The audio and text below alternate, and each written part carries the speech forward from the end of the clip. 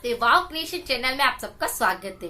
सर्दियों का मौसम है और कहीं पर भी आप बाहर निकलोगे ज्यादा ठंड होएगी और बहुत सारे लोगों को आपने देखा होगा कि उनकी नाक बहुत बहती है। ये बहुत सारे लोगों के साथ में होता है, बहुत सारी महिलाओं के साथ होता है, बहुत सारे बच्चों के साथ होता है।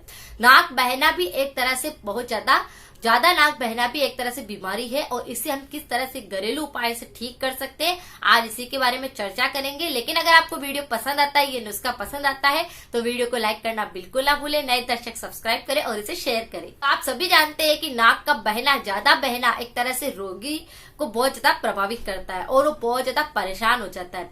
ऐसे में ना तो वो खा सकता है सही ढंग से, ना ही वो पानी पी सकता है। बस पूरे दिन अपने नाक को साफ करता रहेगा, उसमें से पानी निकलता रहेगा और अपने साथ में रुमाल रखना पड़ेगा या फिर कोई बड़ा कपड़ा उसे रखना पड़ेगा। और वो इतना परेशान हो जाता है कि उसकी नाक बिल्कुल बंदी, मतलब बहना बंदी नहीं होती है।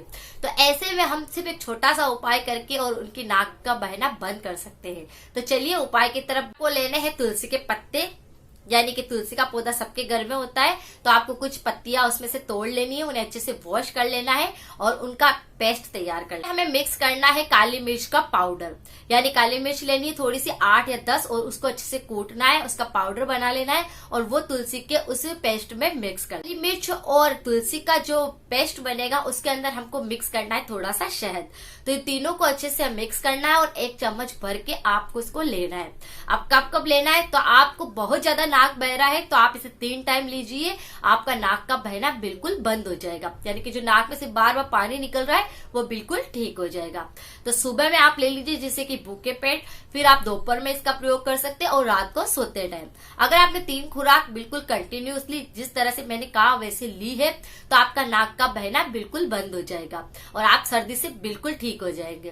तो छोटा सा उपाय है और इसे आसानी से हम कर सकते हैं। घर पे सारी चीजें मिल जाती है, तुलसी के पत्ते, काली मिर्च और शहद, तीनों का ही हमको एक मिश्रण तैयार करना है और उसको हमें लेना है।